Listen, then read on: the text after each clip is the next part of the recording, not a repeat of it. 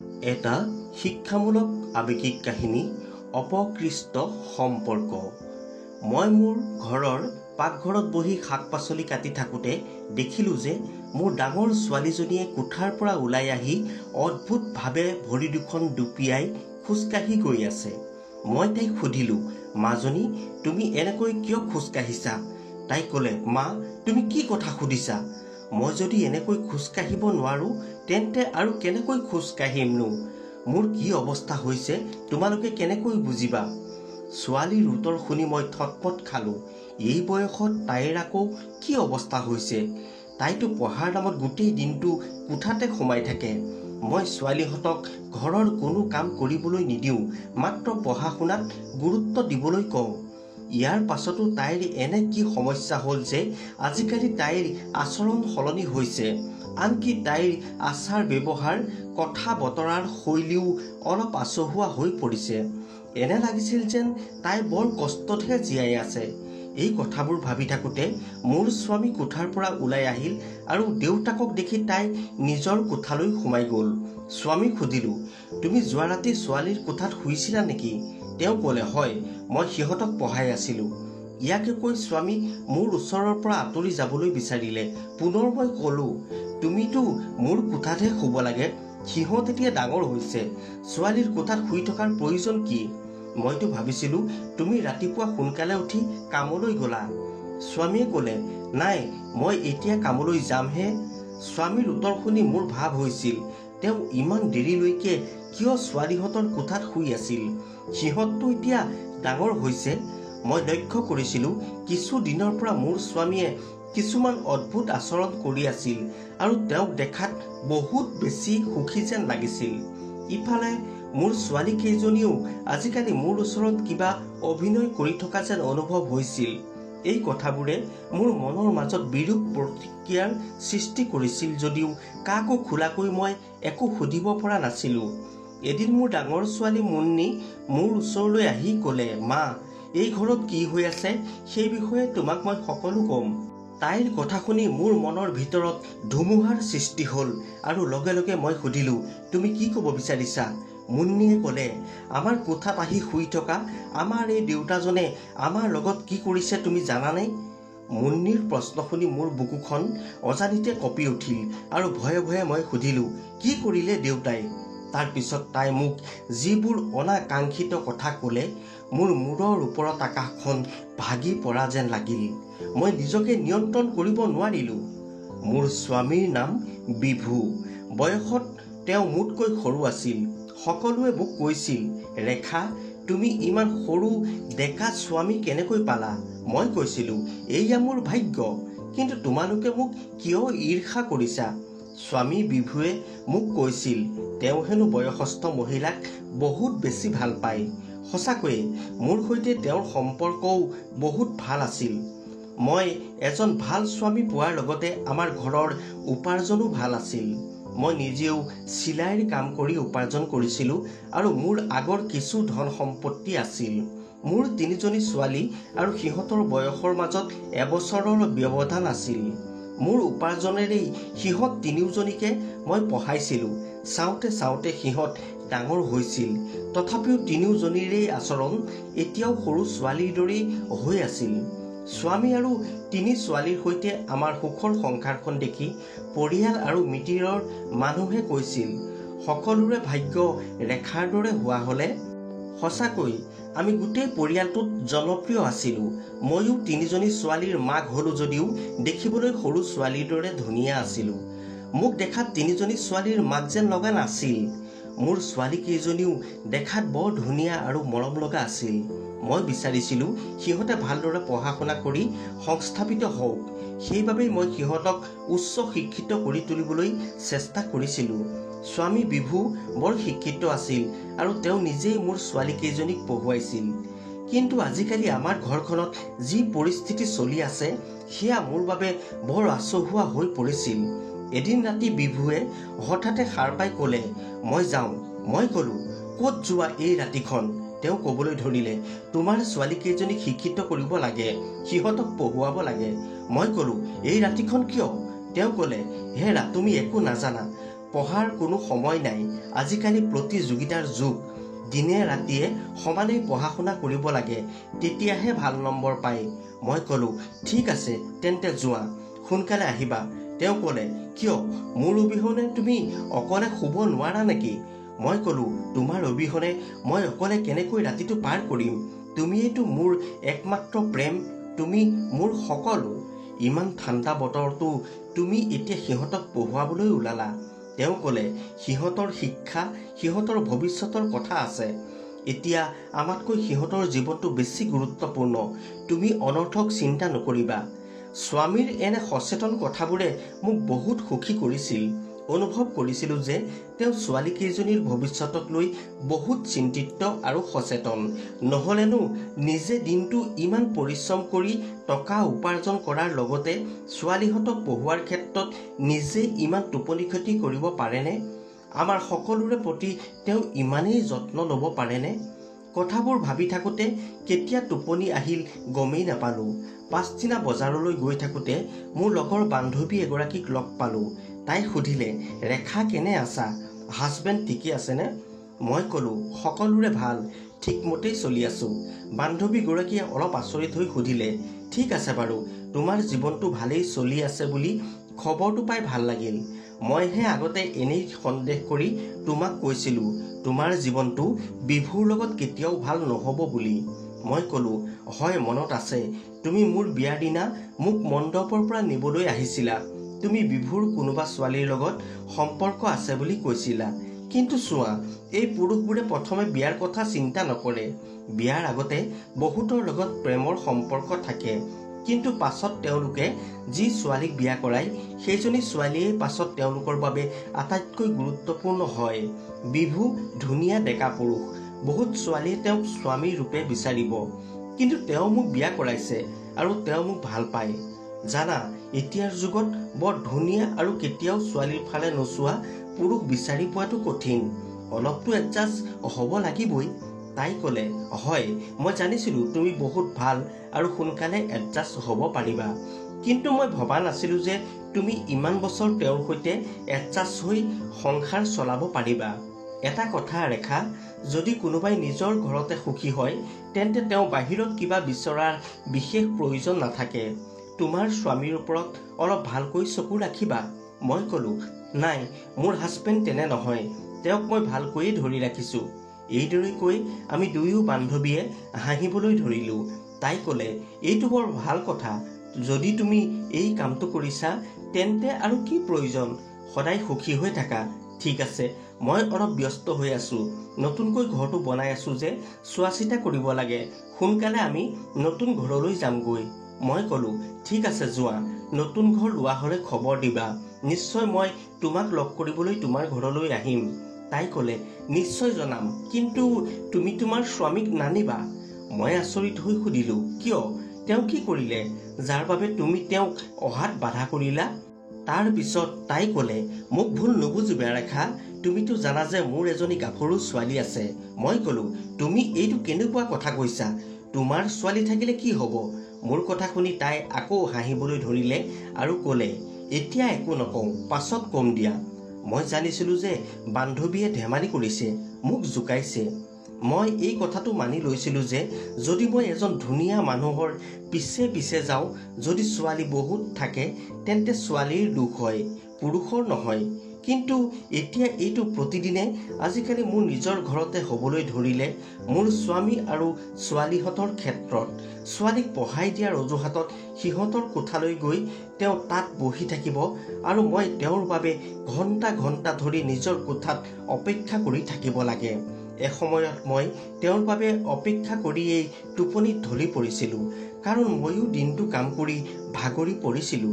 ৰাতিপুৱা যেতিয়া তেওঁ ছোৱালীৰ কোঠাৰ পৰা ওলাই আহিছিল, মই সুধিছিলোঁ, তুমি গোটেই ৰাতিটো সিহঁতৰ কোঠাত কি কৰি আছিলা? তেওঁ কৈছিল, ছোৱালীক পঢ়াই থাকোঁতে কেতিয়া টোপনি আহিল গমেই নাপালোঁ। মই ক'লোঁ, এইটো কেনেকুৱা ধৰণৰ টোপনি আৰু মই বেয়া নেকি? তেওঁ ক'লে, নাই নাই, তুমি তেনেকৈ নাভাবিবা, তুমি মোৰ মনৰ গৰাকী। আগতে তেওঁ বৰ ধুনীয়াকৈ কথা পাতিছিল, সেইকাৰণেই মই তেওঁৰ সন্মুখত একো কথা টানকৈ ক'ব পৰা নাছিলোঁ। মোৰ ছোৱালী মুন্নিক লং পেণ্ট পিন্ধি লেঙেৰাই খোজকাঢ়ি থকা দেখি মই অনুভৱ কৰিছিলোঁ যে এইটো নিশ্চয় সাধাৰণ কথা নহয়। প্ৰথমে তাই মোক ফাঁকি দিবলৈ বহুত চেষ্টা কৰিছিল, কিন্তু তাই বাৰে বাৰে কোনো সমস্যা নাই বুলি ক'লেও তাই মোৰ চকুলৈ চাই উত্তৰ দিব পৰা নাছিল। হয়তো তাই কিবা এটা জৰুৰী কথা লুকুৱাই ৰাখিছিল। এদিন মোৰ 3জনী ছোৱালী আহি মোৰ ওচৰত বহি ক'লে, মা, আমি কেতিয়াও তোমাৰ কথা ভবা নাছিলোঁ, কিন্তু তুমি আমাৰ বাবে বহুত ত্যাগ কৰিছা। আমি তোমাক বহুত ভাল পাওঁ মা। মই সুধিলোঁ, আজি কি হ'ল তোমালোকৰ? এনেকৈ মোৰ ওচৰত একেলগে আহিলা? আজি মানে মাতৃ দিৱস বাবে মোৰ ওচৰলৈ আহিলা নহয় জানো? মুন্নিয়ে ক'লে, নহয় মা, আমি উপলব্ধি কৰিছোঁ তুমি বহুত ভাল মানুহ। তুমি সদায় আমাৰ ভাল কথা চিন্তা কৰি আহিছা। মই ক'লোঁ, এয়া কোনো ডাঙৰ নতুন কথা নহয়। প্ৰত্যেক মাকেই নিজৰ ছোৱালীৰ ভালৰ কথাই চিন্তা কৰে। কিন্তু আজি তোমালোকৰ কি হ'ল? মোৰ প্ৰশ্নত 3জনী মৌন হৈ পৰিল। কিছু সময়ৰ পাছত 3জনীয়ে কান্দিবলৈ ধৰিলে। তেনেতে স্বামী বিভু কোঠালৈ সোমাই আহিল। কিন্তু স্বামীক দেখাৰ লগে লগে 3জনীয়ে চকু পানী মুচি সহজ হ'বলৈ চেষ্টা কৰিলে। মই আচৰিত হৈ স্বামীক ক'লোঁ, চোৱা, আজি তোমাৰ ছোৱালীকেইজনীয়ে কেনেকৈ কান্দিছে। নাজানো সিহঁতৰ কি হৈছে। কিন্তু স্বামী বিভুৱে হাঁহি হাঁহি ক'লে যে সিহঁতে চাগৈ কিবা দুখৰ চিনেমা চালে। মই সুধিলোঁ, তোমাৰ মনত ইমান ফূৰ্তি কিয়? তেওঁ ক'লে, কিয়? তুমি পাহৰিলা নেকি? আজিতো লিপিৰ জন্মদিন, আৰু এই দিনটোত তোমালোকে কিয় এনেকুৱা পৰিৱেশ সৃষ্টি কৰিছা? স্বামীৰ কথাত মই আচৰিত হ'লোঁ। লৰালৰিকৈ গৈ কেলেণ্ডাৰখন চাইহে গম পালোঁ যে সঁচাকৈ আজি লিপিৰ জন্মদিন। আগতে বৰ মনৰ আনন্দেৰে ইহঁতৰ জন্মদিন পালন কৰিছিলোঁ, কিন্তু এইবাৰ মই কেনেকৈ পাহৰিলোঁ? কথাবোৰ ভাবি থাকোঁতেই বিভুৱে ক'লে, তুমি পাহৰিলেও মই পাহৰা নাই বুজিলা। এই বুলি কৈ তেওঁ আমাৰ ফালে কেক এটা আগবঢ়াই ক'লে, সকলো ওচৰ চাপি আহা। লিপিয়ে কেকটো কাটা আমি চেলিব্ৰেট কৰোঁ। সঁচাকৈ স্বামী বিভুৱে যেতিয়া সকলো কামৰ ইমান যত্ন লৈছিল তেতিয়া মোৰ বৰ ভাল লাগিছিল। মই ভাবিছিলোঁ যে আজি আমি ইজনে সিজনৰ লগত বহুত ভাল সময় কটাম। কিন্তু আজিও মই অকলশৰে কোঠাত তেওঁৰ বাবে ৰৈ থাকিলোঁ আৰু তেওঁ ছোৱালীহঁতৰ কোঠালৈ গ'ল। মই তেওঁক সুধিছিলোঁ যে মুন্নিৰ টেষ্ট কেতিয়া শেষ হ'ব। তেওঁ ক'লে, টেষ্ট শেষ হ'ল, কিন্তু আজিকালি পঢ়াটো বৰ কষ্টকৰ, কাৰণ এতিয়া ফাইনেল পৰীক্ষা হ'বলৈ গৈ আছে। গতিকে অন্ততঃ কিছু কষ্ট কৰিব লাগিব। তেওঁৰ কথাত উত্তৰ দিবলগীয়া মোৰ একো নাছিল। ইয়াৰ পাছত এদিন মই মোৰ বান্ধৱীৰ নতুন ঘৰলৈ গ'লোঁ। কথা প্ৰসংগত বান্ধৱীয়ে ক'লে, ৰেখা, তোমাৰ স্বামীয়ে তোমাতকৈ ছোৱালীকেইজনীক বেছি ভাল পায়, সময় দিয়ে। তুমি এই বিষয়ে কেতিয়াবা ভাবিছানে? মই ক'লোঁ, তুমিনো কি কথাবোৰ ভাবি কৈছা? সকলোৱে জানে যে দেউতাকে সন্তানক আন সকলোতকৈ বেছি ভাল পায়। তাই ক'লে, নহয় ৰেখা, তোমাৰ ঘৰৰ সকলোবোৰ কথা মোৰ অলপ আচৰিত যেন লাগিছে। এনে লাগে যেন তোমাৰ ঘৰখনত নিশ্চয় কিবা এটা ঘটি আছে, যিটো তুমি দেখিও চকু দুটা বন্ধ কৰি বহি আছা। তোমাৰ ঘৰ আৰু ছোৱালীৰ সকলোৰে ওপৰত তুমি ভালদৰে চকু দিয়াটো প্ৰয়োজন। কথাষাৰ কোৱা বাবে বেয়া নাপাবা। মই বুজিব পৰা নাছিলোঁ আচলতে বান্ধৱীয়ে মোক কি বুজাবলৈ চেষ্টা কৰিছে। মই ভাবিছিলোঁ তাই কিয় বাৰে বাৰে মোক মোৰ ছোৱালীকেইজনীৰ ওপৰত চকু ৰাখিবলৈ কৈছে। কিন্তু ইয়াৰ কেইদিনমানৰ পাছত যি ঘটনা ঘটিল সেয়া আছিল অতি আচৰিত। এদিন হঠাতে মুন্নিৰ স্বাস্থ্যৰ অৱনতি ঘটিল। কি হ'ল বুলি সোধাত তাই ক'লে, তাইৰ কিবা বদহজম হৈছে, যাৰ বাবে পেটত বহুত বিষ হৈছে আৰু বমিও হৈছে। মই ক'লোঁ, তোমাক ডাক্তৰৰ ওচৰলৈ লৈ যাওঁ ব'লা। কিন্তু তাই ক'লে, নালাগে মা, ভাল হ'ব। সেই সময়ত বিভু কোঠালৈ অহাত মই চিন্তিত হৈ তেওঁক ক'লোঁ, মুন্নিৰ স্বাস্থ্য বহুত বেয়া আৰু তাইক ডাক্তৰৰ ওচৰলৈ লৈ যোৱাটো ভাল হ'ব। কিন্তু স্বামীয়ে ক'লে যে ইমান বেয়া একো নহয়, পঢ়া শুনাৰ মানসিক চাপৰ বাবেই এনেকুৱা হৈছে, ভাল হ'ব, চিন্তা কৰিব নালাগে। স্বামীৰ উত্তৰ শুনি মই অলপ আচৰিত হ'লোঁ, কাৰণ আগতে মোৰ ছোৱালীকেইজনীৰ প্ৰতি তেওঁ বহুত গুৰুত্ব দিছিল। কিন্তু আজি তেওঁ এনেদৰে সহজভাৱে কথা ক'বলৈ ধৰিলে যেন তেওঁ মুঠেই চিন্তিত নহয়। তেওঁ মাত্ৰ ক'লে, কিছু সময়ৰ পিছত মুন্নি ভাল হ'ব। তুমি গৈ মোৰ বাবে খাদ্য সাজু কৰা, মোৰ বৰ ভোক লাগিছে। সঁচাকৈ স্বামী বিভুৱে মোৰ ছোৱালীকেইজনীৰ ইমান যত্ন লৈছিল, অথচ আজি মুন্নিৰ প্ৰতি কিয় গুৰুত্ব নিদি তেওঁ নিজৰ পেটৰ ভোকৰ কথা ক'লে। কিছু সময়ৰ পিছত সঁচাকৈ মুন্নিৰ স্বাস্থ্য ভাললৈ আহিল। কিন্তু যেতিয়া মই স্বামীৰ বাবে চাহ প্ৰস্তুত কৰি কোঠালৈ আহিছিলোঁ, তেতিয়া ভিতৰত বহি থকা মোৰ ছোৱালীকেইজনীৰ কথা বতৰা শুনি মই দুৱাৰ মুখতে থমকি ৰ'লোঁ। মুন্নিয়ে কৈ আছিল, ভগৱানে নকৰক এই কুকুৰটো মৰিব, সি জীৱনত কোনো শান্তি নাপাব। ইমান চৰিত্ৰহীন বেয়া মানুহ আমি আমাৰ জীৱনত কেতিয়াও দেখা নাই। আমাৰ সকলো মান সন্মান শেষ হৈ গ'ল। সৰু ছোৱালী লিপিয়ে কৈছিল, তাৰ কথা এৰি নিজৰ কথা ভাবা বা। এতিয়া কি হ'ব? মায়ে এই কথা গম পালে কি হ'ব? মা জীয়াই জীয়াই মৰিব। মুন্নিয়ে ক'বলৈ ধৰিলে যে তাইৰ আত্মহত্যা কৰিবলৈ মন গৈছে। মই ভাবিলোঁ মই পোনে পোনে ভিতৰলৈ গৈ সকলোকে সুধিম সিহঁতে কি কথা পাতিছে। কিন্তু তেনেতে বিভু আহি মোৰ ওচৰ পোৱাত তেওঁক ক'লোঁ, শুনিছানে, আমাৰ ছোৱালীকেইজনী কিছুমান অদ্ভুত কথা কৈছে, কাৰোবাক গালি পাৰিছে। এই মুন্নিয়ে আমাৰ পৰা কিবা কথা লুকুৱাই ৰাখিছে নেকি? স্বামীয়ে হাঁহি মাৰি ক'লে, সিহঁতেনো কি কথা পাতিব আৰু, বাদ দিয়া সিহঁতৰ কথা, আমাৰ কোঠালৈ যাওঁ ব'লা। এই বুলি কৈ তেওঁ লাহেকৈ মোৰ গালত চুমা এটা খাই আমাৰ কোঠালৈ টানি লৈ গ'ল। আজি তেওঁৰ মেজাজটো বহুত ভাল আছিল। মই তেওঁৰ কথাত ইমানেই নিমগ্ন হৈ পৰিলোঁ যে ছোৱালীহঁতে কোৱা কথাবোৰ পাহৰি গ'লোঁ। সেই ৰাতি বিভু মোৰ কাষতে থাকিল, ছোৱালীহঁতক পঢ়ুৱাবলৈ নগ'ল। কিন্তু ৰাতিপুৱাই এটা ডাঙৰ সমস্যা আহিল। মুন্নি হঠাৎ অচেতন হৈ পৰিল আৰু বহুত সময়লৈকে তাইৰ চেতনা ঘূৰি নাহিল। বিভুক মই বাৰে বাৰে তাইক ডাক্তৰৰ ওচৰলৈ নিয়াৰ কথা ক'লোঁ, কিন্তু তেওঁ কৈ আছিল যে তাইক ডাক্তৰৰ ওচৰলৈ নিয়াৰ কোনো প্ৰয়োজন নাই। মই ক'লোঁ, এনেকৈ চাই থাকিলে নহ'ব, মোৰ ছোৱালীজনীক এতিয়াই হস্পিটাল নিব লাগিব, তুমি নিনিলেও ময়েই লৈ যাম। অৱশেষত বাধ্য হৈ মুন্নিক ডাক্তৰৰ ওচৰলৈ নিয়া হ'ল। ডাক্তৰে দুই এটা টেষ্ট কৰিলে আৰু চেলাইন বেজি দিয়াৰ পাছত তাইৰ চেতনা ঘূৰি আহিল। ডাক্তৰে মোক মাতি নি ক'লে, আপোনাৰ ছোৱালীজনী বহুত বেছি দুৰ্বল, তাইৰ হিমগ্ল'বিন বহুত কমিছে। এনেকুৱা লাগিছে যেন তাই কেইবাদিনো একোৱেই খোৱা নাই। এতিয়া তাইক ঘৰলৈ লৈ যাওক, বাকী টেষ্টৰ ৰিপৰ্টটো ফোনযোগে জনাম। আমি মুন্নিক লৈ ঘৰলৈ আহিলোঁ। প্ৰায় 2 ঘণ্টাৰ পিছত ডাক্তৰৰ ফোন আহিল আৰু সেই খবৰে মোৰ সকলো জীয়াই থকাৰ সপোন মুহূৰ্ততে তছনছ কৰি পেলালে। ডাক্তৰৰ ফোনটো কাটি চিধাই মই মুন্নিৰ কোঠালৈ সোমাই গৈ তাইক ক'লোঁ, এই খবৰটো শুনিবৰ বাবেই আজি মই জীয়াই আছিলোঁ নেকি মুন্নি? এনে শিক্ষা মই তোমালোকক দিছিলোঁ নেকি? এইবাবেই তোমালোকক মই স্বাধীনতা দিছিলোঁ নেকি? মোৰ বিশ্বাস কিয় ভংগ কৰিলা তুমি? মোৰ কথা শুনি বাকী সকলোৱে আচৰিত হৈ মোৰ ফালে চাবলৈ ধৰিলে। কিন্তু মুন্নিয়ে জানিছিল যে মই কি কথা কৈ আছিলোঁ, সেইবাবেই তাই মূৰটো তললৈ নমাই দিছিল। কাৰণ ডাক্তৰে মোক কৈছিল, আপোনাৰ ছোৱালীজনী মা হ'বলৈ ওলাইছে আৰু তাই সেই সন্তানক হত্যা কৰিবলৈ কিবা টেবলেট খাইছে, যাৰ বাবে তাইৰ স্বাস্থ্য অধিক বেয়া হৈছে। কিন্তু এতিয়াও গৰ্ভৰ শিশুটি নিৰাপদে আছে।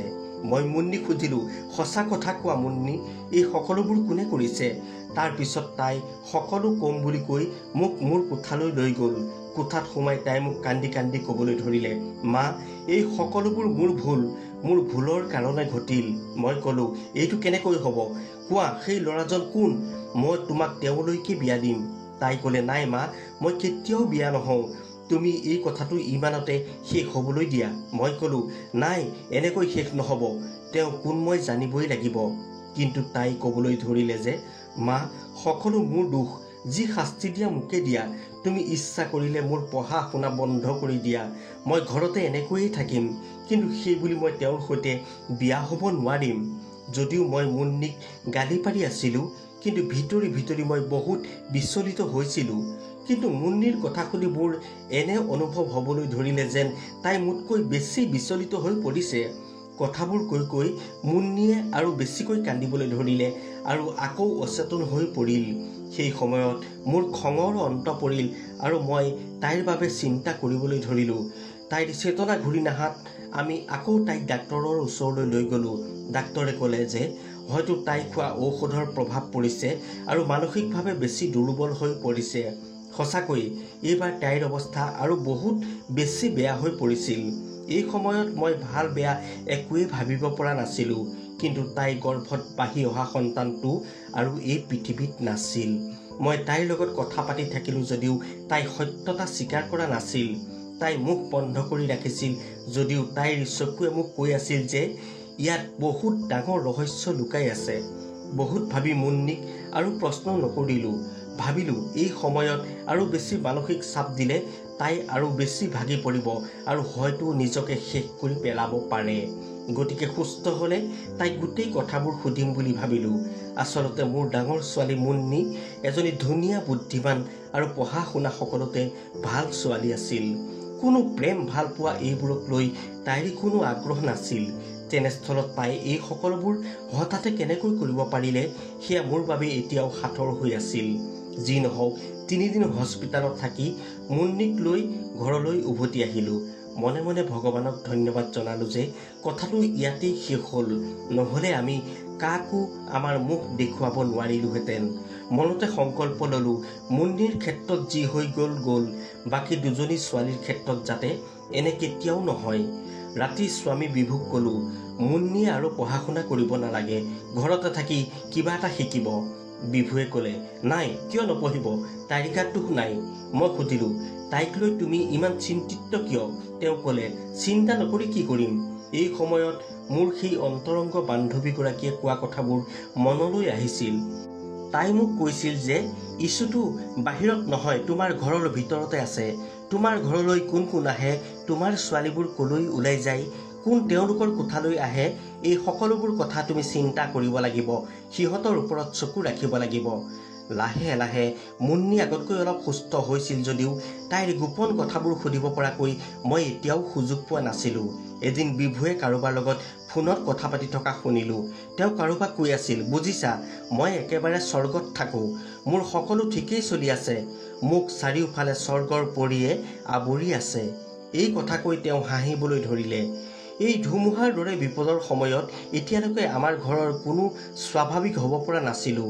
কিন্তু স্বামী বিভুৱে কেনেকৈ ইমান হাঁহি হাঁহি ফূৰ্তি মনেৰে কথা পাতি আছিল এই লৈ মই আচৰিত হৈ পৰিছিলোঁ। মই যেতিয়া হঠাৎ কোঠাটোৰ ভিতৰলৈ সোমাই গ'লোঁ তেতিয়া তেওঁ ফোনটো ছুইচ অফ কৰি দিলে।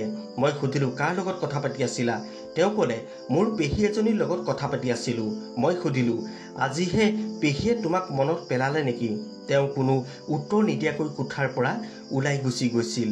মই জানিছিলোঁ যে বিভুৱে মোক স্পষ্ট মিছা কথা কৈছে, কাৰণ তেওঁৰ পেহীয়েকজনীৰ ইতিমধ্যে মৃত্যু হৈছে। মই ভাবিবলৈ বাধ্য হ'লোঁ যে স্বামী বিভুৱেই দৈনিক মোৰ ছোৱালীৰ কোঠালৈ গৈছিল আৰু সেই সময়ত মই ইমান চিন্তিত নাছিলোঁ। কিন্তু এতিয়া মই ভাবিবলৈ বাধ্য হ'লোঁ বিভুৱে সিহঁতৰ কোঠাত কি কৰে সেয়া চাবলৈ মই এটা পৰিকল্পনা কৰিলোঁ। এদিন সন্ধিয়া মই গোপনে মোৰ ছোৱালীৰ কোঠাত লুকাই থকাৰ সিদ্ধান্ত লৈছিলোঁ। ভবামতেই মুন্নিৰ কোঠাত বাহিৰৰ আলমাৰিটো ৰাখিলোঁ। তাই মোক সুধিলে মা, এই আলমাৰিটো ইয়াত কিয় ৰাখিছা? মই ক'লোঁ বাহিৰৰ কোঠাত বস্তুবোৰ অলপ বেছি হৈছে, সেইবাবেই ইয়াত ৰাখিছোঁ। মোৰ উদ্দেশ্য আছিল যে মই আলমাৰীৰ পিছফালে গোপনে লুকাই থাকিম যাতে কোনেও গম নাপায়। ইতিমধ্যে সন্ধিয়া হৈছিল, সেয়ে বিভুক ক'লোঁ যে মই আজি বান্ধৱীৰ ঘৰলৈ থকাকৈ যাম, তাইৰ ঘৰত সকাম আছে। বিভুৱে চিধাই ক'লে হ'ব যোৱা, বহুত দিন তুমি ক'লৈকো যোৱা নাই, ওলাই গ'লে তোমাৰো মনটো ভাল লাগিব। মই এনেই ক'লোঁ ঘৰখন এৰি ক'তো যাবলৈ মনেই নাযায়। বিভুৱে হাঁহি হাঁহি ক'লে তুমি চিন্তা নকৰিবা, মই আছোঁ নহয়। যি নহওক মই বান্ধৱীৰ ঘৰলৈ ওলাই যোৱাৰ চলেৰে সন্ধিয়া আলমাৰীৰ আঁৰত লুকাই পৰিলোঁ। মোৰ ছোৱালী কেইজনীয়ে ৰাতিৰ আহাৰ খাই কোঠাটোত বহি আছিল। ৰাতি হোৱাৰ লগে লগে কিবা এটা ঘটিল, যিটোৱে মোৰ মনৰ সন্দেহক সত্যতা প্ৰতিপন্ন কৰি তুলিলে। বিভু কোঠাটোলৈ সোমাই আহিল। মোৰ ডাঙৰ আৰু মাজু ছোৱালীজনীক পঢ়িবলৈ কৈ সৰু ছোৱালীজনীৰ ফালে সি আগুৱাই গ'ল আৰু ক'লে আজি আকৌ তোমাৰ পাল। তাই ভয়ে ভয়ে বিভুৰ কাষলৈ উঠি আহিছিল। মই অনুভৱ কৰিলোঁ সি মোৰ ঘৰখনক নৰক কৰি তুলিছে আৰু মোৰ ছোৱালী কেইজনীৰ লগত বহুত বেয়া কাম কৰিছিল। মই আগতে ভাবিছিলোঁ যে তেওঁ সঁচাকৈ সিহঁতক নিজৰ জীয়েকৰ দৰে দায়িত্ব লৈ পঢ়ুৱাইছে, কিন্তু এইবোৰ কি? মোৰ সমস্ত শৰীৰ কঁপি উঠিছিল, কিন্তু কোনোমতে নিজকে সংযত কৰি মই মোৰ ফোনটোৰে এটা ভিডিঅ' বনালোঁ। কিছু সময়ৰ পিছত মোৰ ছোৱালী কেইজনীয়ে কান্দিবলৈ ধৰিলে। মোৰ বুজিবলৈ বাকী নাথাকিল যে মুন্নিৰ গৰ্ভৰ সেই শিশুটি মোৰ স্বামীৰ আছিল। সেই সময়ত মোৰ মনত পৰিল যেতিয়া মই বিভুক বিয়া কৰাবলৈ সিদ্ধান্ত লৈছিলোঁ আৰু মোৰ অন্তৰংগ বান্ধৱী আত্মীয়সকলে মোক কিয় বাধা দিছিল। তেওঁলোকে মোক কৈছিল, এইটো কাম তুমি কেতিয়াও নকৰিবা, ল'ৰাজন বৰ ভাল নহয়। হয়, মোৰ প্ৰথম স্বামী এই পৃথিৱীৰ পৰা আঁতৰি গৈছিল। তেওঁ আছিল এজন অতি নিষ্ঠুৰ ব্যক্তি। তেওঁ মোক প্ৰতিদিনে অত্যাচাৰ কৰিছিল, কোনো কাৰণ নোহোৱাকৈ মোক আঘাত কৰিছিল।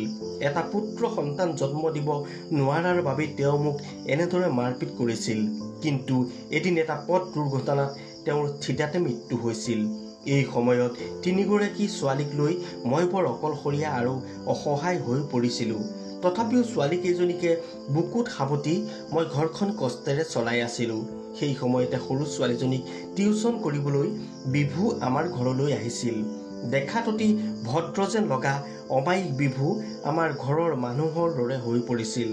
কিন্তু এদিন বিভুৱে হঠাৎ মোক আচৰিত কৰি বিয়াৰ প্ৰস্তাৱ আগবঢ়ালে আৰু তিনিওজনী ছোৱালীক নিজৰ ছোৱালী হিচাপে পিতৃত্ব মৰম দিব বুলি মোক কথা দিলে।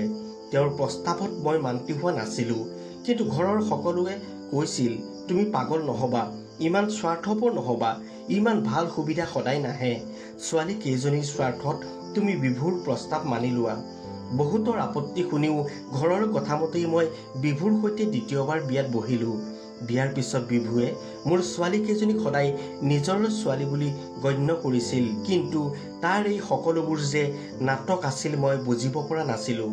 সি মুন্নিহঁতৰ ইমানেই যত্ন লৈছিল যে মই সঁচাকৈ পাহৰি গৈছিলোঁ যে সিহঁতৰ দেউতাক নাই। হয়তো নিজৰ দেউতাকেও সিহঁতৰ ইমান যত্ন লোৱা নাছিল। কিন্তু এতিয়া বুজি পালোঁ যে বিভুৰ দৰে চৰিত্ৰহীন লম্পট এজন পিতৃয়ে কেতিয়াও দেউতাকৰ ঠাই ল'ব নোৱাৰে। মোৰ দুখ আছিল যে মই তেওঁক বেছি বিশ্বাস কৰিছিলোঁ। তদুপৰি মাজে মাজে সি মোক ভাবুকি দিছিল যে তাৰ কথাত অমান্তি হ'লে সি যিকোনো ঘটনা কৰিব। এনেবোৰ কথাত মই ভিতৰি ভিতৰি ভয় খাইছিলোঁ আৰু মাত মতা নাছিলোঁ। মোৰ মনত ভয় আছিল কিজানি মোৰ ছোৱালী কেইজনীৰ অনিষ্ট হয়, কিন্তু সপোনতো ভবা নাছিলোঁ যে বিভুৱে প্ৰকৃততে মোৰ ছোৱালী কেইজনীৰ স্বাৰ্থতহে মোক বিয়াৰ প্ৰস্তাৱ দিছিল। অৱশেষত সেয়াই ঘটিল। মোৰ ছোৱালী কেইজনীয়েও বহুত কান্দিছিল যদিও মই তেওঁলোকক ক'লোঁ যে এতিয়া সকলো শেষ হৈ গ'ল। মই বিভুৰ ওপৰত প্ৰতিশোধ ল'ম, তোমালোকে চিন্তা নকৰিবা। সিহঁতে মোক সুধিলে মই কি কৰিম। মই ক'লোঁ মই কি কৰিম সেইটো সিদ্ধান্ত লৈছোঁ। মাত্ৰ তোমালোকে তোমালোকৰ সকলো বস্তু বেগত ভৰাই ল'বা। তোমালোকে স্কুললৈ যাবলৈ সাজু হোৱাৰ অভিনয় কৰিবা। আমি এই চহৰখন চিৰদিনৰ বাবে এৰি যাম। মোৰ ছোৱালীকেইজনীয়ে সুধিলে, আমি এই ঘৰখন এৰিলে কি হ'ব? সি আমাক য'তে গ'লেও বিচাৰি পাব। মই সিহঁতক চিন্তা কৰিবলৈ মানা কৰিলোঁ। ইতিমধ্যে মই গোপনে বনোৱা ভিডিঅ'টো মোৰ লগত প্ৰমাণ আছিল। সিদ্ধান্ত ল'লোঁ মই থানাত গৈ ৰিপৰ্ট দিব লাগিব আৰু লগতে তেওঁলোকক ভিডিঅ'টো দিব লাগিব। ভবামতে সকলো কৰি পেলালোঁ আৰু আমি এই চহৰ এৰি যাবলৈ সাজু হ'লোঁ। বিভুৱে এই বিষয়ে ঘূণাক্ষৰেও একো জনা নাছিল। আৰক্ষীক সকলো প্ৰমাণ দিয়া হ'ল আৰু আমাৰ সিদ্ধান্তৰ বিষয়েও জনালোঁ। প্লেন মতেই ঘৰৰ পৰা ওলাই আহিলোঁ আৰু আৰক্ষী গাড়ীখনে বিভুক গ্ৰেপ্তাৰ কৰি আমাৰ কাষেৰে পাৰ হৈ গ'ল। এক নতুন জীৱন গঢ়াৰ লক্ষ্যৰে আমিও নতুন ঠিকনা বিচাৰি নতুন চহৰলৈ গুচি আহিলোঁ। এতিয়া মোৰ তিনিওজনী ছোৱালী ভালদৰে সংস্থাপিত হ'ল। ভগৱানৰ কৃপাত আমি বৰ্তমান বহুত সুখেৰে বাস কৰি আছোঁ। চৰিত্ৰহীন বিভু এতিয়াও ৰঙাঘৰত, কাৰণ নাবালিকা ধৰ্ষণ, ভ্ৰূণ হত্যা, পত্নী নিৰ্যাতনৰ দৰে বহুত জটিল ধাৰাৰ গোচৰত তেওঁৰ 18 বছৰ কাৰাদণ্ডৰে দণ্ডিত হ'ল। প্ৰিয় শ্ৰোতা বন্ধু বান্ধৱীসকল, গল্পৰ কাহিনীটো শুনি আপোনালোকৰ কেনে লাগিল মতামত আগবঢ়াব। এইখিনিতে আপোনালোকলৈ অনুৰোধ, যিসকলে এতিয়াও চেনেলটো ছাবস্ক্ৰাইব কৰা নাই ছাবস্ক্ৰাইব কৰি ল'ব। সকলোকে ধন্যবাদ জনালোঁ।